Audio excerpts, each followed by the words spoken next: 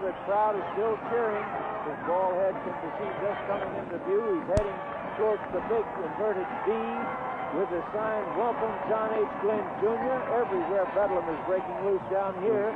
People are waiting, trying to see everywhere, crying, "John Glenn, America is proud of you. Welcome, John." Hi, John.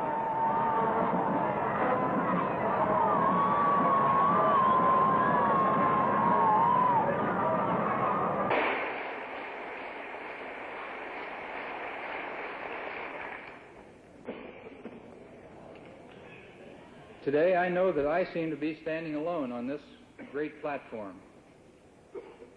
just as I seem to be alone in the cockpit of the Friendship 7 spacecraft. But I'm not.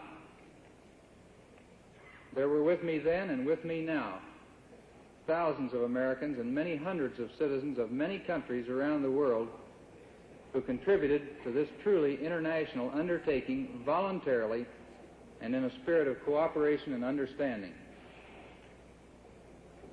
On behalf of all those people, I would like to express my and their heartfelt thanks for the honors you have bestowed upon us here today.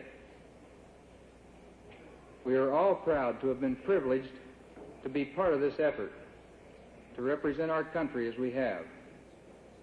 As our knowledge of this universe in which we live increases, may God grant us the wisdom and guidance to use it wisely. Thank you, friends.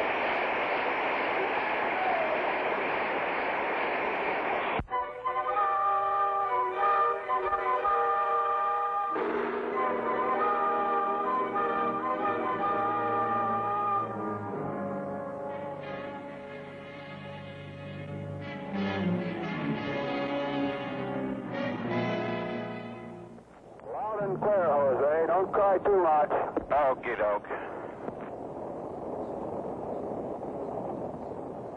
Everything went well. And then a cliffhanger. The capsule overshot the expected landing area. Communication failed. For 35 minutes, there was no word. Well, we've just received a happy word here aboard the USS Intrepid that one of the ship's own jet helicopters, HSS-2s that is, has just effected rescue of astronaut Scott Carpenter and is now proceeding toward the Intrepid. After a post-flight examination, astronaut Scott Carpenter returns to the Cape, to his family, to the joys and cares of the earthbound. Even a daughter's skinned elbow.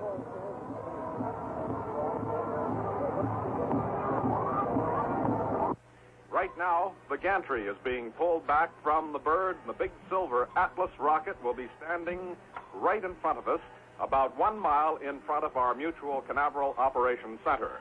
The gantry is slowly moving away now. Newsmen from all over the world have gathered here today to cover this, the 5th U.S. manned space flight, the 3rd orbital flight. 9, 8, 7, 6, 5, 4, 3, 2, 1, 0. Lift off. Beautiful liftoff. Straight. Eastern Standard Time. Astronaut Walter Schirra is now in his space capsule high above the Earth. The engines fired right on schedule. That bird took off just as beautifully as any flight you'd ever want to see. Reports his fuel okay. Oxygen okay? Within minutes, story and pictures were transmitted by the wire services. They appeared on page 1 of the daily newspapers of the world. Loneliness in space. Wally Schirra might have some feelings along that line if he weren't so busy now in his Sigma 7 capsule. So right now he's powered down on the 4th orbit, that is drifting flight, out of communication with Earth. One of the important tests of this particular 6-orbital flight will be the photographing of cloud covers and some of the land areas of the Earth. I haven't even looked outside. The helicopters are now directly over the spacecraft. One that is hovering is taking photographs. Practically can take them from this close. Commander Walter Schirra, the United States 5th astronaut, standing now in the window section. And looking down, now looking at the top of his capsule. This is the Mercury News Center, the contact point for newsmen, staffed around the clock by NASA information officers. They get one. That's Mercury News Center. The log transcript. Here, questions are answered, interviews are arranged, news briefings, press conferences take place.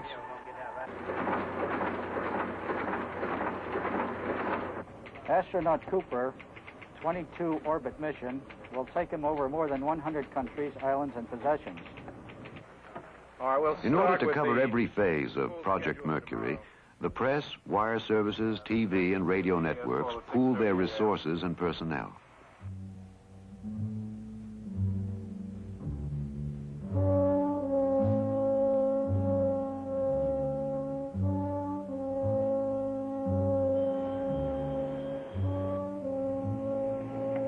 America's sixth man to venture into space, Gordon Cooper, has just left Hangar S.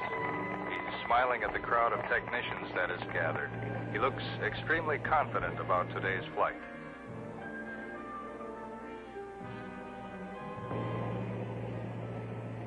This is Ed Williams at the press side. It's a beehive of activity this morning as the big gantry was just pulled back. The thousands of reporters, hundreds of reporters here on the press side are getting ready to report All this. systems are A-OK, and Gordo himself is reported as very up for the flight. To give you an idea of how Mercury Control looks at it, here's a report just received from them.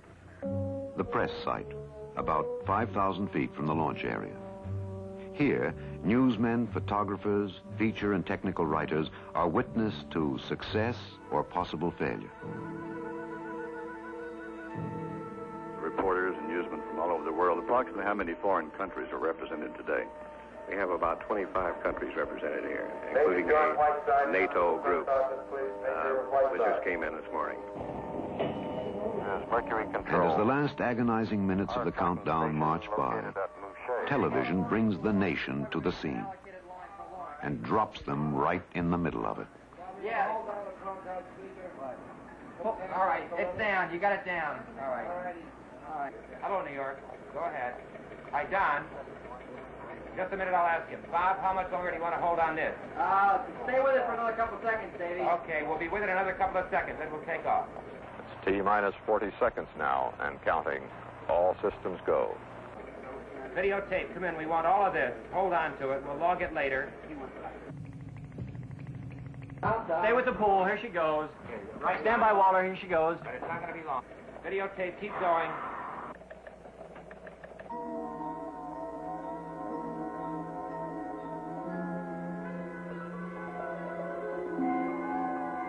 All right, and the tell-off is up, and the announcer's on, and we're on.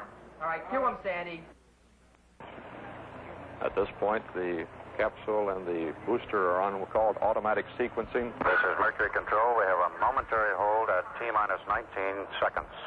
That's not an unexpected hold. It shall be picked up almost. T-minus 15 seconds and counting. 9, 8, 7, 6, 5, 4, 3, 2, 2. All right, there it goes.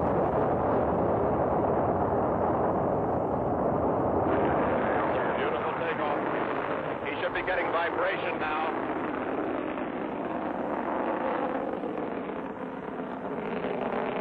And now the pitch over. This is Mercury Control. The trajectory looks very good at this time. The Atlas pitching straight ascent to trajectory. 40 seconds into the flight. If he's going like earlier flights, the vibration's growing for Cooper now.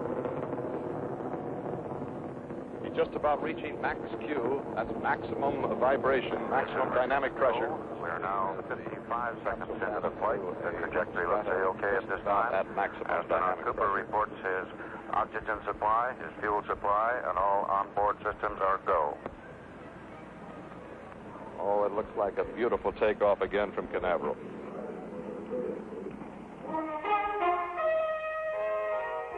Radio keeps us right with the story as Cooper races around our planet. Presents the flight of Space 7, the 22-orbit mission of astronaut Gordon Cooper.